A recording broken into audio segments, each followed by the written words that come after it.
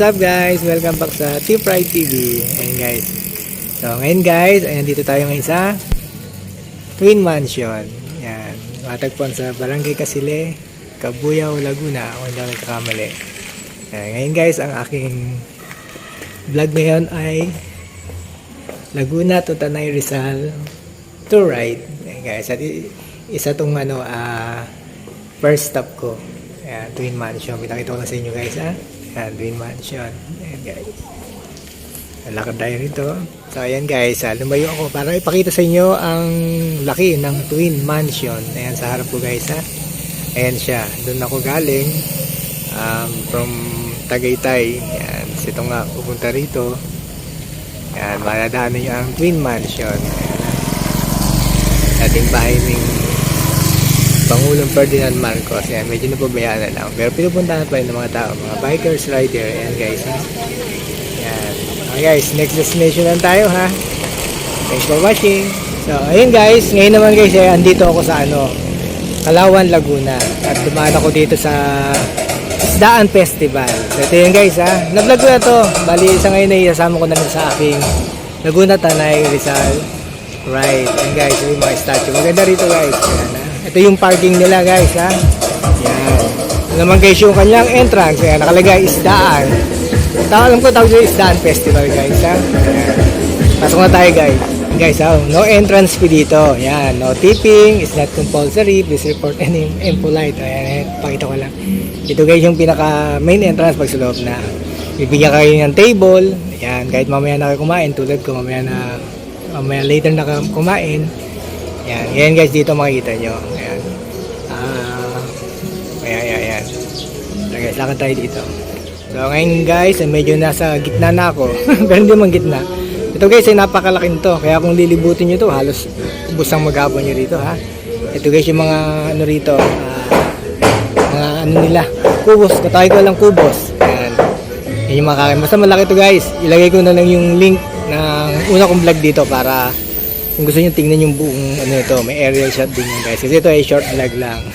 Ito guys yung tinatawag na anger shout. Taksya po before smashing your plates.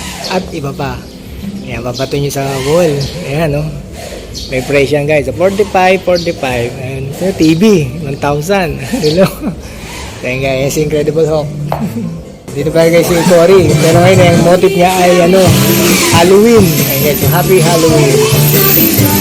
Guys, ayan guys, ito talaga sentro na to. Ayan. Lakad tayo dito konti. Para makita nyo yung Giant King Kong. Yun.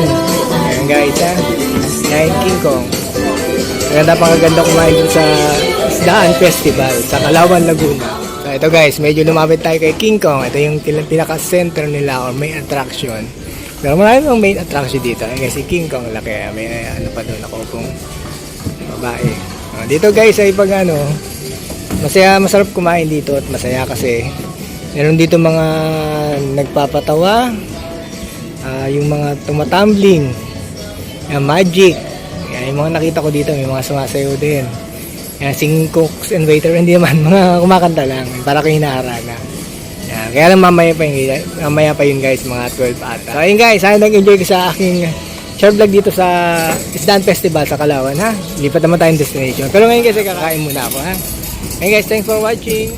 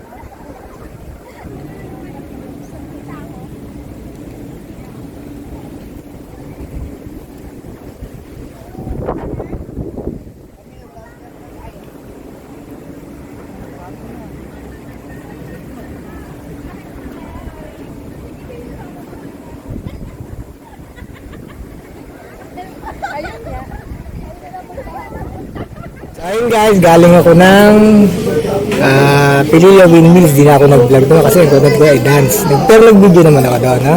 So, alam ko mga pinanggalingan ko. Yung mansion, ano ba yung Isdaan Festival, tapos Windmills, Pililio. So, ngayon, Kalinawan Cave. At siyempre, pakala ko ang ating guide, si ate. Ate Rowena po. Ako po ang inyong tour guide, si Ate Rowena. Welcome po sa Kalinawan Cave. Yan. Ate, ano pangalan po ulit? Rowena po. Ate Rowena. Hi, shout out kay Tom TV. Ang Ayan, aking shout friends. out muna. Ayan. Ikaw, may vlog po kayo ito? Meron po ako. Okay, shout out mo na rin.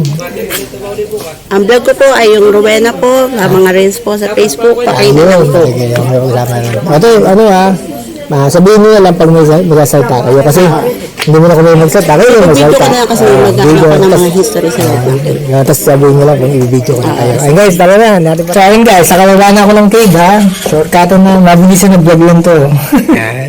Welcome po sa Kalinawan Cave. Ako po ang inyong tour guide, si Ate Rowena. Ngayon po, papasok po tayo sa ating kuweba sa kuweba ng Kalinawan Cave. At para po malaman nyo ang iba-iba pong design ng ating mga bato na nagkakaroon po ng mga formation. Kaya po, tulad po ito, sample po ito. Ayan, mapakita ni Ate Rowena. Isang po na isang dinosaur or tao na nagform po ng buo po ang ating bato. Ito po ang kanyang bato, at ito po ang kanyang ilong, at ito po ang kanyang bungang. So, ang ating cave po ay makikita nyo ang iba't ibang formation ng mga bato, na uri ng mga bato. Ito po ay mayroong mga klase ng bato na helictites, stalactites, at stalagmite. Tara po dito tayo sa loob ng cave. Ayan, let's go. Up na muna ang camera. Okay, sasalita naman si Ate Rowena ulit. Okay, dito po sa Mag-vlog siya. cave, meron po kayo makikitang another optical illusion po. Ang mga bato po ay nagkakaroon po ng design na sinasabi pong optical illusion. Illusion lang po na nanggagaling po sa ating isip. Ayan lang po. Ito po ay katulad po ng mukha ng higante, kamukha po ng mga kaibigan ninyo, at kamukha po na kung sino man po mukha ito. Ayan po siya nakaside. Ito po ang mata, ito po ang ilong, at ito po ang bibig. Ayan po ang kanyang leeg. So, nag-form lang po ng optical illusion ng bato ng ating cave. So, ang tinatawag po dyan ay mga helictites po. Nag-form po na parang curtain formation. Parang Lion King. Opo, sa light. Ito po ay nagpo-form din po ng isang optical illusion ng parang witch. Ayan po ang kanyang mahabang ilong. So sa ating cave po ay nagkaroon po ng shooting noong 1980s. Ito po ay mga pelikulang, mga pelikulang Enteng Cabizote, ang Mulawin versus Ravenna, at ang Jezebel, yung panahon ni Alec Dixon. So meron pa pong international, may international pa pong na ligaw rito ay ang Operation Thai White Condor 2 po, na si Jackie Chan po. Ayaw nga ko. Sinasabi. So, ito ay nahawakan ng tao kaya namatay na po ang pagkinang. So, ito na po ay artificial galing po sa pintura ng pag-shooting po. Ba't po namamatay kasi? Nahawakan po ng tao dahil po ang tao ay acidic. So, makakakita po kayo ng mga original na galing sa tagas ng bato. Birhen or nakatingin sa taas na darasal. Optical illusion lang po siya. Yan po para pong birhen na nakatigil po sa taas na nagdarasal. May plastic ko, nililito ko. Ayan. Yan. So, ito po, yan, pwede yan ganyan para maliwanag. So, ito po, sinasabing kabayo or T-Rex din na si dinosaur. Oo nga, ang ganda ng pagkakala Di niya. ba po? Makikita niyo yung design. Para maliwanag pa yung last night sa akin.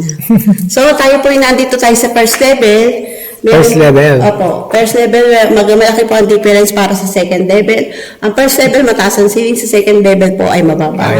Ito naman sinasabing curtain formation ng helictites. Ayan po ang Ate Rowena, ang ganda niyan. yan. Helictites po ang tawag po dyan. So, ito yung sinasabi side na original na mga kumikinang na mga. Ayan. Ito po mga namatay na. Ito po. Ay, meron palang nahalo Opo. Aling po dyan? Ayan, wala na po. Hindi ako kasi So, medyo matagal old na siya yung panahon na kumikilang ko siya. Ngayon wala na dahil nahawakan na ng tao. doon hindi. Ito na siya, original na. Yan ang talagang original na. Ito wala na siya. So, ito ang nag-topper na ganyan tinatawag na curtain formation helictites. So, ito siya, galing sa tagas ng bato. Pag papunta pababa, ganyan po siya. Nice, matagas daw. Ganyan po siya sa umpisa. So, lera na po sa pangalawang level. Andito po tayo sa second level ngayon, ng cave. Ito po ay ang taas ay ang 50 to 60. 50 to 30 ang taas po niya. Wala sa ceiling, hanggang po sa floor. So, tayo po, diretso po tayo. Ano po pag natulungan mo niya, magiging bato rin. Kasi ang lugar na to, dahil sa maliit na po ang bukas, hindi na po kayang pasukin ng tao. Ba't ate yung may nalumiit? Bali, kaya po lumiit ang ating po bato ay buhay. So, ang po, ang bato po ay nagpopor ng salubong. Para rin pong kolong po ito. Pero dahil po sa ganyan, buhay po sila kaya nagsasalubong na. Nagsasara na po ang, ang kuweba. Dati ko napapasukan ito. Parang yung kung encounter, nagsasara. Nagsasara po dahil ang bato ay tingnan niyo po yung tag. Kailan po siya huling puntahan? So, matagal na po siya. Guide na po ba kayo nun? Ha? Guide na po kayo nun? Ay, hindi pa siguro. Kasi dati napapasukan yung hindi pa ito nakukuha ng tourism. So, mga free pang pumasok noon, mga tao noon. Kahit sino pwede pumasok. So, yan, nadadaanan. Free, no? Yan, nadadaanan ngayon. Ngayon ay hindi na po bawal na. Dahil na po tumitira ang ating mga bats.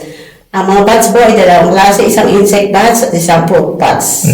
So, bawal na po silang disturbo. So, dito na po tayo. May makikita tayong isang column na sinasabi na galing din po sa tagas ng bato. Ito ay tinatawag na column. Nanggaling po sa taas at nanggaling po sa baba, nagsalubong po sila. Ayan, nalito na ako yung ate Rowena ko. Ano na binibidyo ko? Hindi yun eh. Okay na yun. Yan po ang column na sinasabi. So, ito po ang example. Ito po ang sinasabing stalactites. Ayan yung inilawan po. At ito po ang sinasabing stalagmite. Ito po yan sa baba. Ay. Ayan. Pamili kasi. Meron dyan. Meron din doon. So, itong stalactite, stalagmite. Yung stalak, yung dulo sa C ay... Flashlight ko pala yun. Ayan. Itong dulo sa C ay sinasabing ceiling. Kaya stalactite. Nalito ko sa flashlight sa ulo. So, ito, yung letter G sa dulo na stalagmite, sinasabing stalagmite, yung letter G sa dulo ay ground. So, ang ceiling at ang ground, pag nagsalubong po, ay magiging ganito po sila. Magiging column.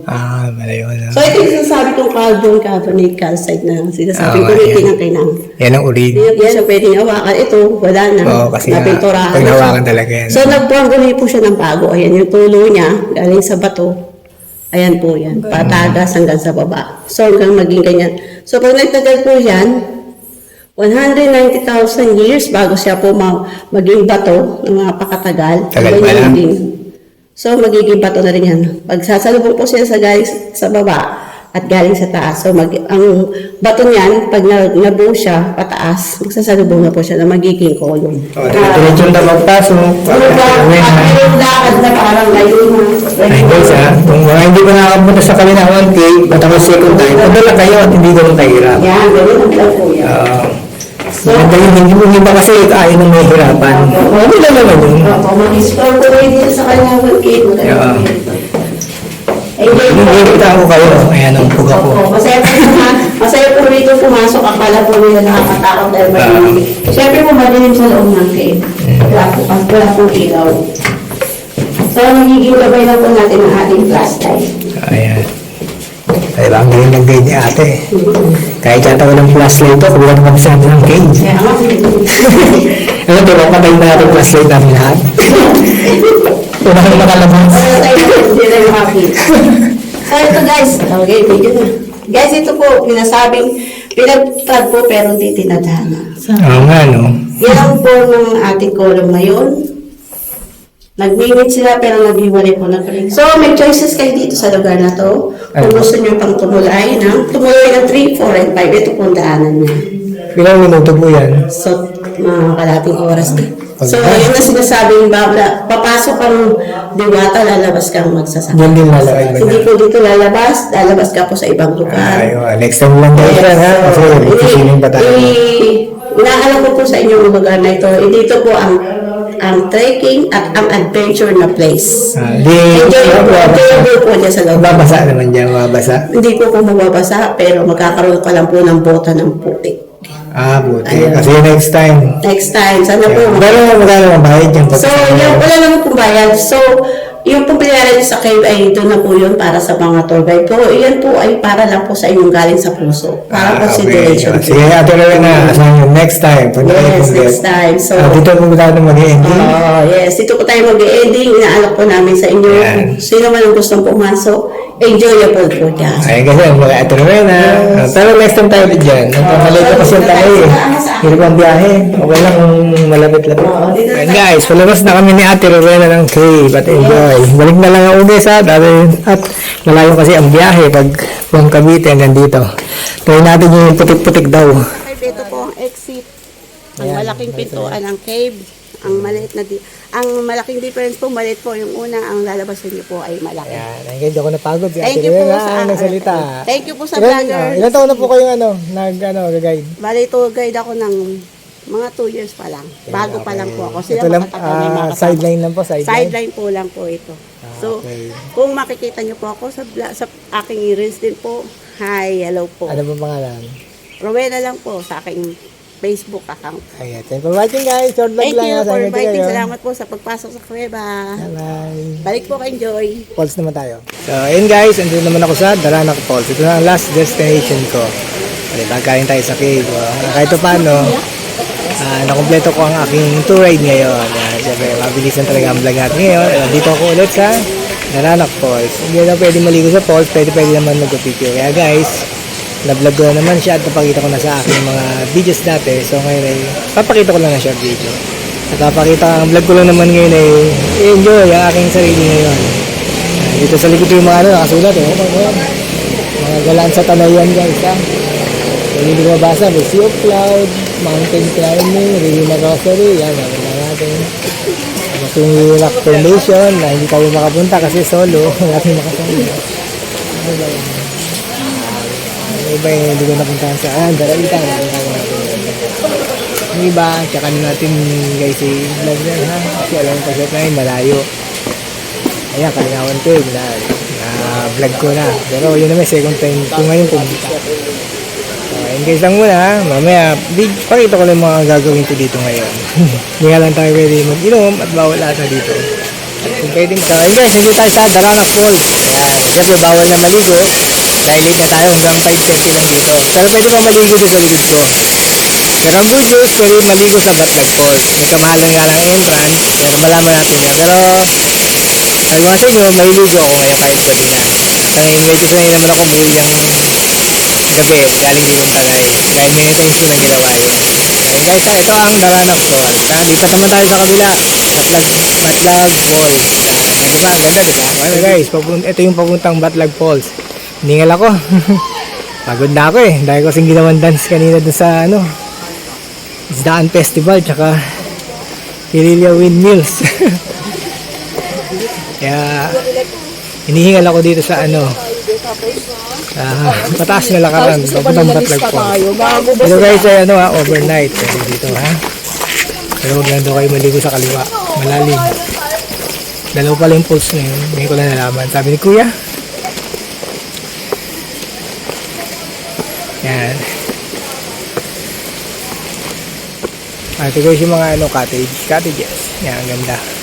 Meron pa doon, pakita ko sa inyo. So, ito na guys yung falls. Ang Batlag Falls. Medyo malapit na tayo at tatawid ako ng hanging bridge. At ayan, may linis to. Linis ito tuloy. Yan, napagod na ako. Dual video na ako. Yan, may tent. Mag-overnight ata sila sir. Yan, pwede mag-overnight dito guys ha. Yan, okay na okay dito. Safe na safe kasi nasa loob kayo ng alam ko private to eh. Ewan ko lang ha. Hindi ko nakakabisado ang vlog ko ng ulen. Ayun guys ang Batlag Falls. Let's ligo na. Let's ligo tayo kahit gabi. So guys, nandito tayo sa Batlag Falls. Yung mga naliligo pa rin dito. Meron lang kasi hangin. Tulubog ang Batlag Falls. Sabi ni Kuya, ang banda rito ay malalim. Hindi nakita yun nun. Eh si Kuya lumuluso na yung mababaw. Nakakaligo tayo. Hindi na kailangan na ligo dito. Kahit naman marunong ka lumangoy kapag gabi na lang.